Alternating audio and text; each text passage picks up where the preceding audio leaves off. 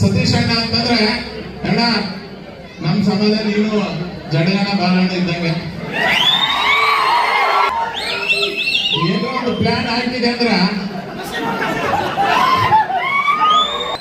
ಇವತ್ತ ಬಾಲಣ್ಣ ಜಡಗನ ಮೂರ್ತಿ ಉದ್ಘಾಟನೆ ನಿಮ್ ಕೈಯಿಂದ ಆಗ್ಯದ.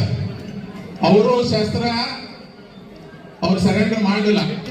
ಹಂಗ ನಿನ್ ಬಾಯಾಗ ಏನೋ ನಾವು ಕೇಳಕತ್ತೀವಿ.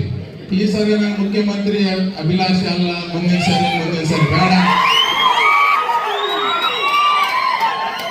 ಅವ್ರೆಲ್ಲ ಶಸ್ತ್ರ ತ್ಯಾಗ ಮಾಡಲಿಲ್ಲ, ನೀನು ಶಸ್ತ್ರ ತ್ಯಾಗ ಮಾಡಬೇಡ. ಇದೇ ಸರಿ ಡಿಸೆಂಬರ್ಗೆ ಮುಖ್ಯಮಂತ್ರಿ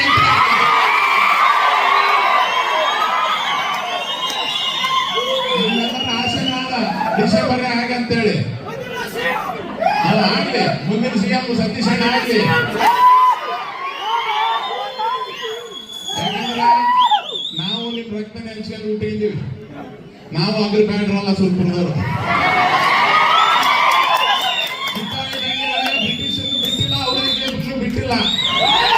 ಆ ವಂಶದಿಂದ ಬಂದವರಿದ್ದೀವಿ. ಯಾಕಂದ್ರೆ 28ಕ್ಕೆ ನಾವೇ ನಿಮ್ ಸರಳ ಬಿಡಂಗ ಅಧಿಕಾರ ನಾವೇ ಬರ್ತೀವಿ.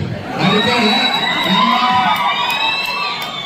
ನಮ್ಮ ಆಸೆ ಈಡೇರ್ತದ. ನೀವು ಈಗ ನವೆಂಬರ್ನಾಗ ಮುಖ್ಯಮಂತ್ರಿ ಆಗಿಬಿಟ್ರೆ ನಮ್ಮ ಆಸೆ ಈಡೇರ್ಬಿಡ್ತಾವ. ನಮ್ಮ ರಾಜ್ಯವ್ರು ಹೇಳಿದ್ರೆ 28ಕ್ಕೆ ನಾವು ಆಗ್ತೀವಿ, ನಿಮ್ಗೆ ಅವಕಾಶ ಇಲ್ಲ ಅಂತ. ನೀವಾಗಿ ನಾವು 33 ಅದಕ್ಕೆ ಆಯ್ತು ನಮ್ದೇ ತಕರಾರು. ನೀವು ಆಗ ನಮ್ದು ಏನು ಇಲ್ಲ, ನಮ್ಮ ಗಾಡಿ 40 ಕಿಲೋಮೀಟರ್ ಸ್ಪೀಡ್ ತೆಗೆಸೋಲ್ಲ, 40 ಕಿಲೋಮೀಟರ್ ಸ್ಪೀಡ್ ಓಡಿಸೋಲ್ಲ.